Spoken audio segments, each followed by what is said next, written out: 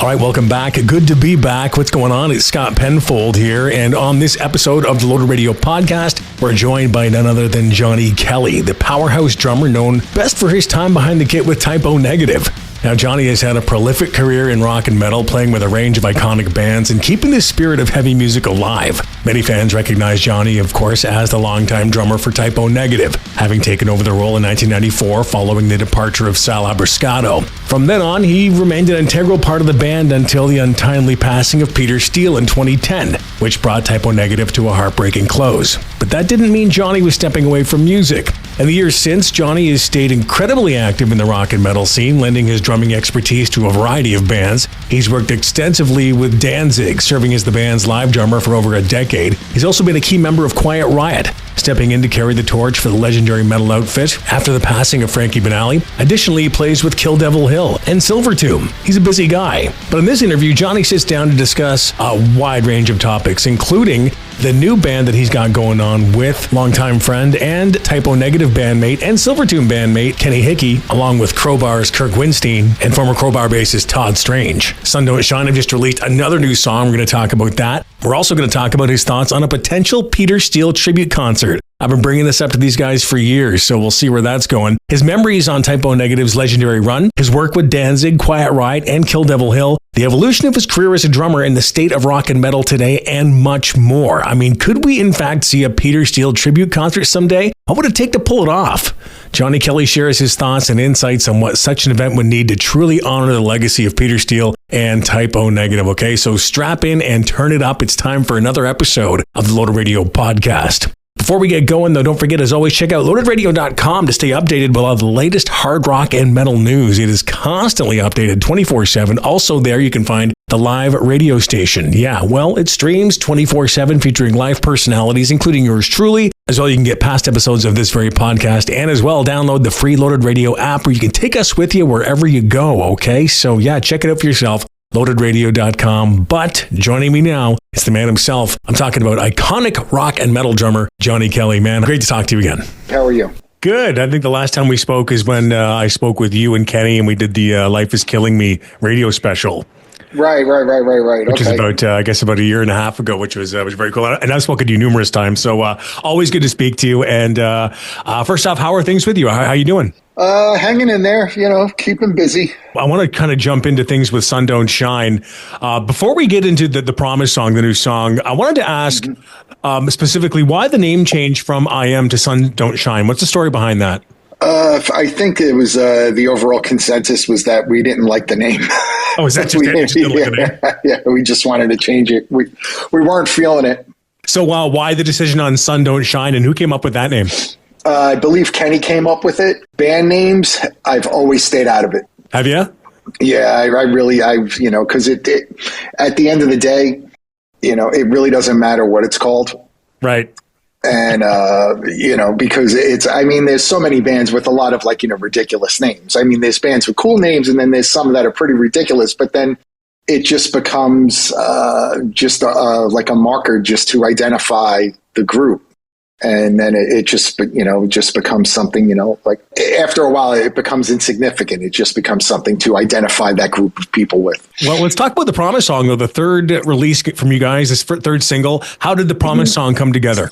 It came together just like the rest of them. The way everything was done was that we would get together in New Orleans. We'd get together for like a week. And every day we'd go to the studio. And Kenny and Kirk had some ideas, some riffs and stuff like that. And we would put something together. And then by the end of the day, like in the afternoon, we would have a rough arrangement, and then we would track the drums. And that was every day. So we were doing like a song a day, coming up with the song a day. Yeah. And I can't remember if Promise Song came together in the first batch of songs or the second. I don't remember. So you guys have got like a batch of songs just sitting on the shelf then that are pretty much done then? Is that it? There's an album's worth of material, and we're talking about getting together again. Everybody's getting busy again. Yeah. Right now I've been on a break. I haven't done any shows since New Year's Eve. So I've been home for a little bit, and I thought you were out with Riot for a while there, right? I play with Quiet Riot, and but usually that's like like we usually play on the weekends. Yeah. So I'm usually home Sunday through Wednesday. Okay. Once in a while there'll be a stretch where there'll be more shows put together, but it's not really it's not a touring band touring in the sense that I've the way that I've toured in my career. Of course, there's no buses or anything like that. It's all fly out dates. Gotcha. Which is cool. It has its perks and its challenges with that as well. Yeah. But I know that Kirk is on the road right now with Crowbar, and he's got some stuff with Down coming up. And so we're talking about getting together again, going back to New Orleans, in the beginning of the summer. So will the band be releasing a full album then? Is that the plan to do that? I believe so. Yeah. I don't have an exact release date, but the plan is to release a full length. Because we had talked when we first got together, and we the songs were coming together, and we were starting to amass a good collection of songs. I think there's 9 or 10 songs at this point. Oh, nice, man. But we weren't really sure what to do. Is do we just release singles? Do we release it as a couple of EPs, or do we do a full length? Because now the way that the record industry is, to try not to get caught up in thinking, we all come from a different time. It's I feel like a dinosaur. Right. And there's the old way of doing things, and now there's there's different ways of getting your music out to people. So we weren't really sure which approach to take with that. And at the end of the day, we plan on doing a full length. That's great. So possibly at some point in 2025, you think? Yeah, definitely. I don't want to say. I mean, we're already in the first quarter, so I don't know. Maybe maybe somewhere second or third.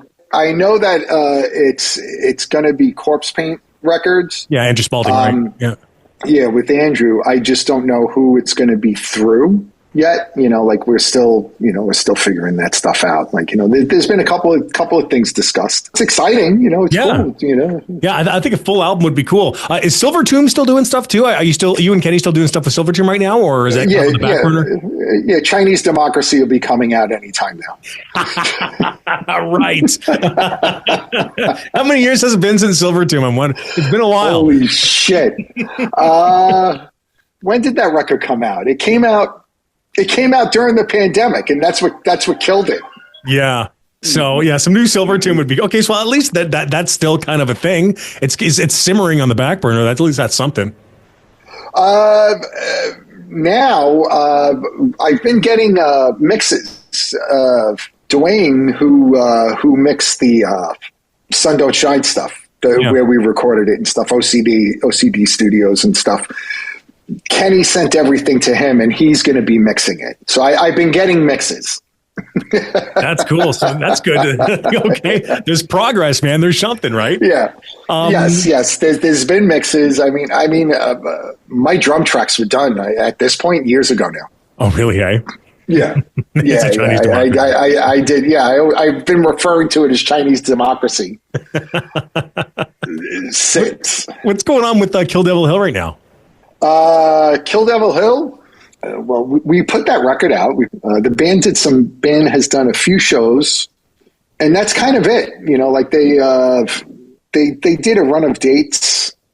I want to say I think it was in the fall. They did a run of dates in the fall, and they did that with another drummer, this fella Lonnie, and he's. I don't know if he's going to be the permanent guy or whatever, but the way that my schedule is, especially with Quiet Riot and stuff like that, I really don't have time to commit to them as far as doing any kind of touring and stuff. And but the record came out. It was a cool record. Came out really solid record. It's a great record. Really well. I'm really proud of it. And the way that it came together was pretty cool. That was done during the pandemic too. Even that, the drum tracks were done. The drum tracks had been done for well over a year before that record came out.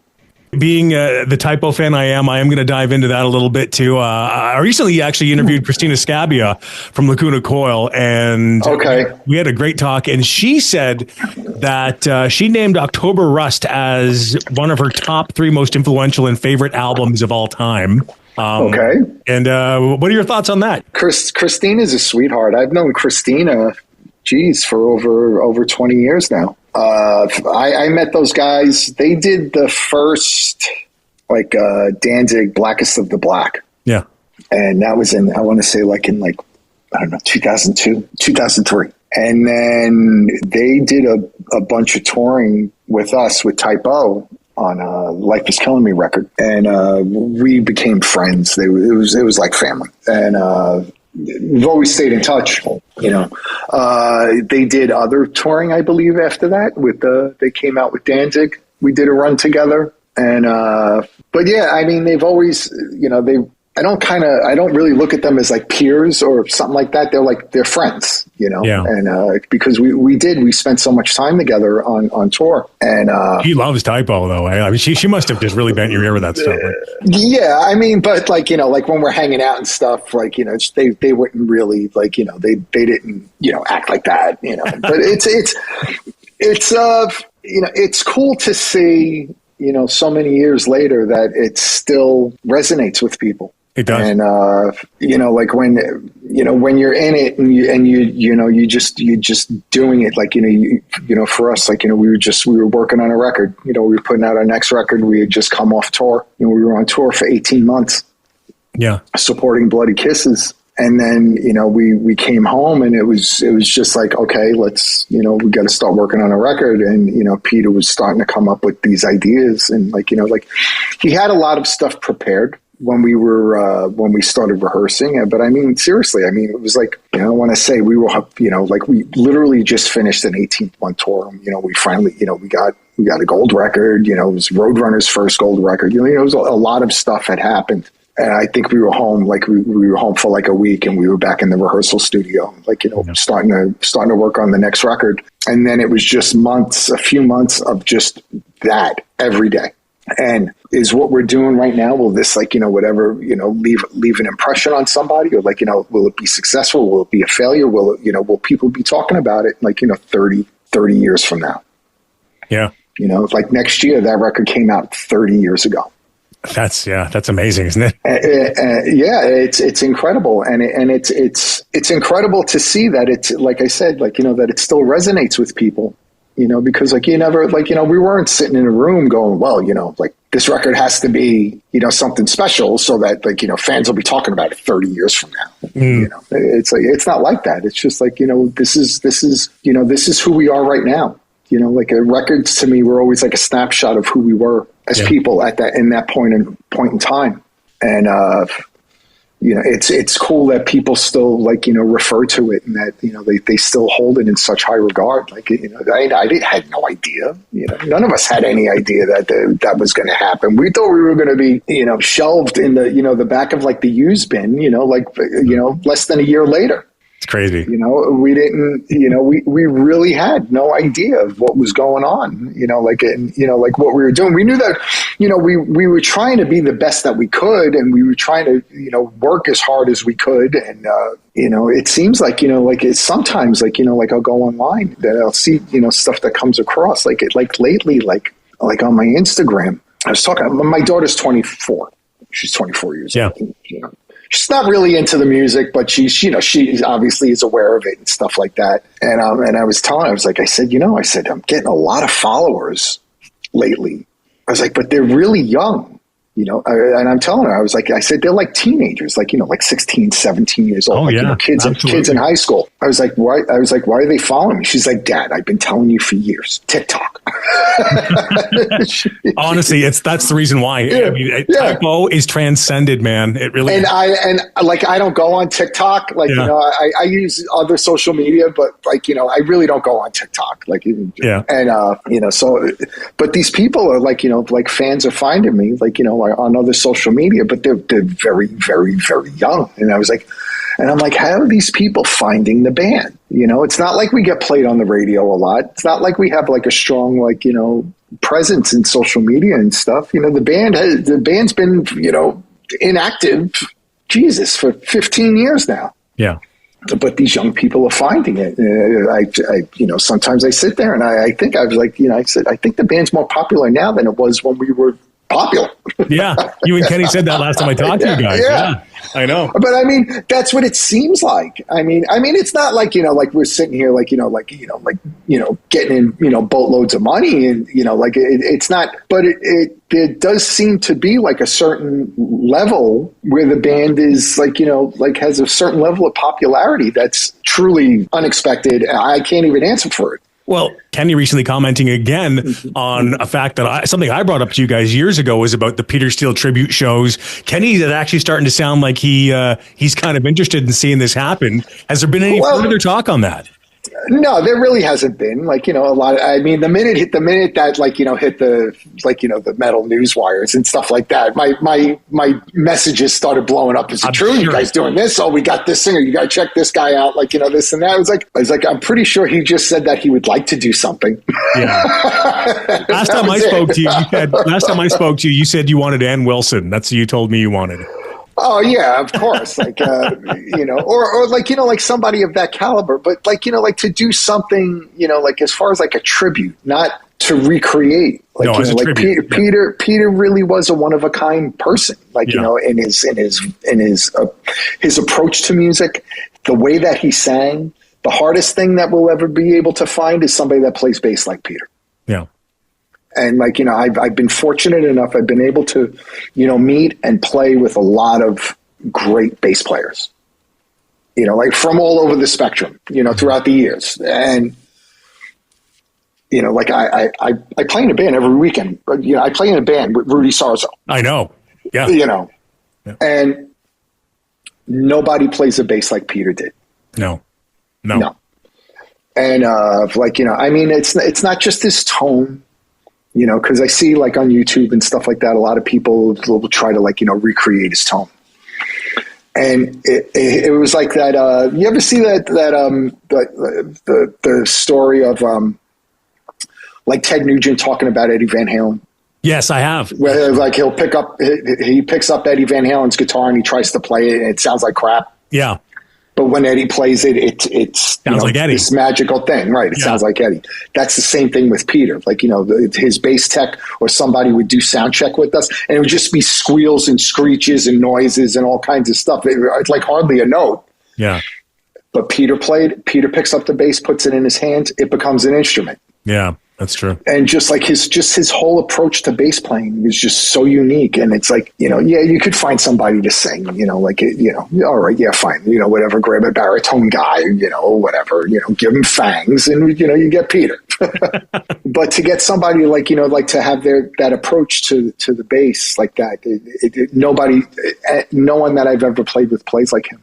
He was really something unique unto himself. And I think a lot of times, like, you know, a lot of that gets overlooked. I'm always happy to see, like, you know, when they do, like, you know, those best bass player, like, polls and stuff like that. And you see Peter's name. I see his name in the polls once in a while. As he should be. I think so. I certainly think so. Yeah. And, you know, like, it makes me smile to see that he does get some recognition for that, because, you know, like when you talk about Peter, like, you know, a lot of times, like, you know, like his character, his persona, like, and like, you know, like his vocals, like a lot of that stuff, like, you know, like will take center stage on when you're talking about Peter. Like, you know, Peter, really his standout thing was his ability, like, you know, like his ability with melody and stuff like that, and to apply it to a bass guitar. Absolutely. You yeah. know?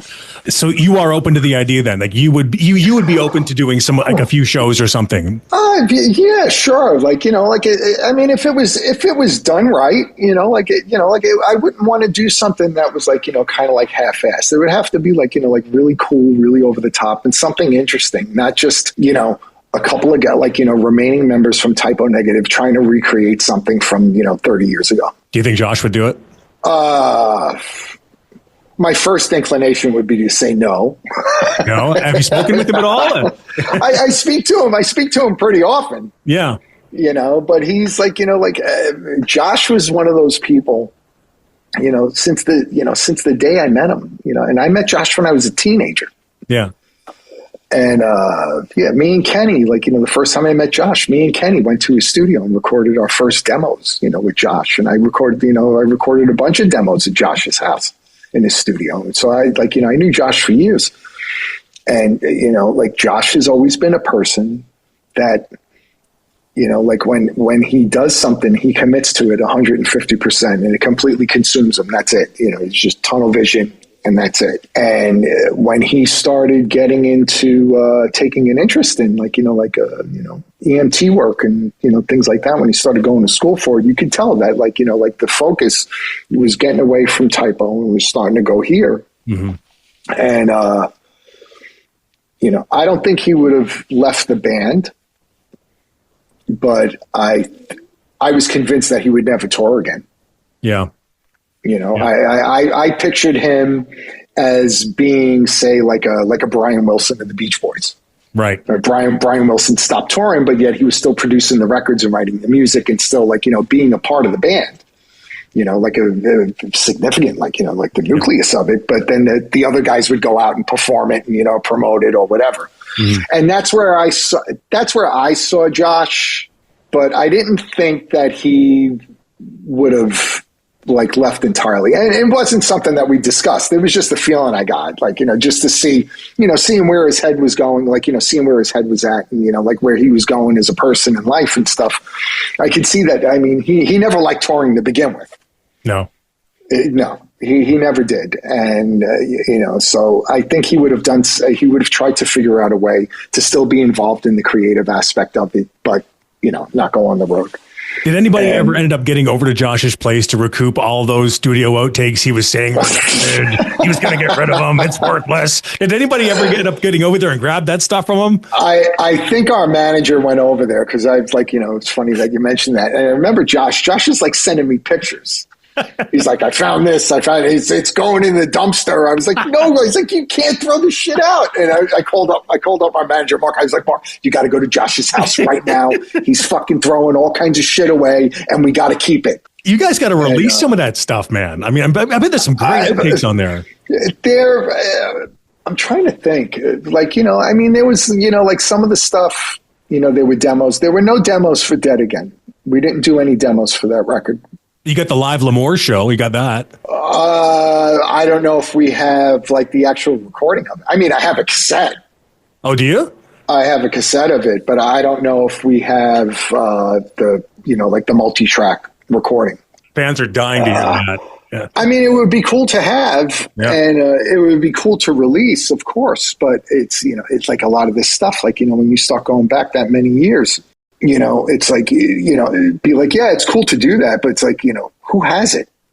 Yeah. Where is it? You don't even know where it is. It's hard. It's one of those things really hard to find, hard to locate. And, there was that. There was a couple of things over the years, and I mentioned this to the manager, so maybe he can find it. Yeah. So I try to remember, I remember the first tour that I did with the band, we played at the Whiskey, and Westwood One recorded it. Yeah, it was a multi-track recording and stuff like that. I remember I may have a cassette of it, but I don't know what happened to it. Oh, no idea. My heart. It would be cool to have, and if we could get them, if it was a multi-track thing, we could get it, mix it, and master it, and give it a proper release. That would be cool. And the same thing. Right. Yeah. So you had the L'Amour show. There was another one also. There's a bootleg of it on YouTube. At the L'Amour show? No, of another show when we played once in Stockholm. Oh, I think I've seen that footage. Yes. Right. That show was aired on the radio. I don't know who has it, or if there was a multi-track recording of it, or if it was just whatever, just whatever, just transmitted, just for radio, they just picked up, whatever the recording and just transferred it to the, however they do that shit. Right. But like, if there is something that was properly recorded, maybe that's something that we can get and give it a good mix and, master and give it a proper release. But anyway, like, that's what I think of. Like, like I'll see something on YouTube. I say, wait a minute, that show was recorded. That show was on the radio. Maybe there's something there, maybe. That's got to be unearthed. If anyone's listening to this or watching this, please, and please get in contact. And, but like going back to like, like the stuff that was on Josh's, bookshelves. Yeah. Some of it was like demos, and and the demos, like I would get like cassettes of it, like after, Josh would hold the tapes or, whatever. And, but the demos, they were a lot like the record, like, the same amount of like, production, the layers and stuff like that. Like, it was very similar to what the records wound up sounding like, because it was like, we did all that in the demo, and then we would just take what was done there and just recreate it in a better studio. Right. And because we were doing all the drums MIDI and stuff like that, all the drums and all the keyboards and all that stuff was done MIDI. We would just take the discs and just transfer it over. So it was the same, like the drum tracks and everything are exactly the same. Yeah. Maybe a couple of different variances or something, like, a lot of times, when we were working with MIDI drums, we would do a song and then after, like, like everybody else did their parts and stuff like that, and be like, oh, this drum track doesn't really feel good. And then we could go in and change the whole drum track from under. Right. Which we did a couple of times, not too many, but I remember there were a few things like on October Rust. I don't know, like, I don't know if the demo has like, a different drum track on it or whatever. But I remember a couple of songs like on October Rust where we didn't like the drum track that was done after the song was whatever completed, right, just put together. And then we went in and did a whole different, like drum track. Right. And, but I remember not that long after Peter had passed away and they were doing some, I forget, we were trying to get them to do the demos, release the demos of, say, like October Rust, and do it like whatever, put it, with a reissue of the record, have that, and then have the October Rust, demos with it. And Roadrunner at the time, they weren't interested in doing it. No, really? They turned it down. And, oh man. And there hasn't been, discussions or, where say that they would, want to release, something like that, like do some kind of, whatever package or release of have like, like an alternate, mix. Well, we said like the 30th anniversary is next year, like a box set would be awesome. Right? Yeah. And I mean, something like that would be cool, but, obviously that's not my call to make, of course. You could like, whatever, you could like, pitch the idea and say, hey, we have this, would you want to do it? I mean, I would love to see at this point, like, see like the cover that we did of Pictures of Matchstick Men with Ozzy. Yeah. Like we have, there's the version with Peter singing on it. That's, that was a leftover song from October Rust. And we had that song. It didn't make the record.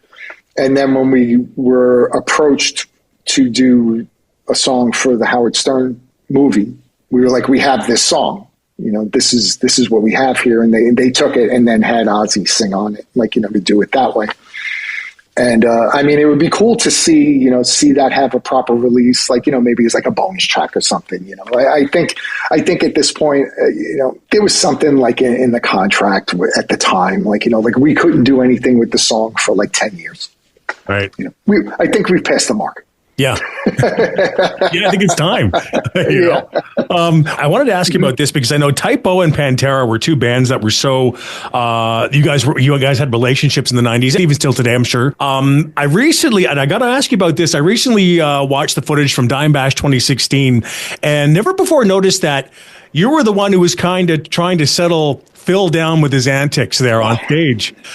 What was going on that night backstage and everything? What do you remember of that night? A lot of drinking. Was there a lot of drinking? Yeah. Yeah, of course. Yeah. Right. Yeah. That was, what was that? I'm trying to remember who I don't even remember who I played with that night, but, Yeah, that was it. Like, and it was, the show was over. It was a time to end the night. Yeah. that night had to end.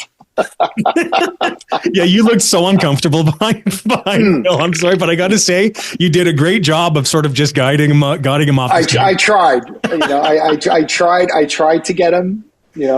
Did you say anything to him backstage afterward? Did you say anything? Just like no. I just gave him a pat, and I was like, "All right, good show." Let's go. Cringe, right?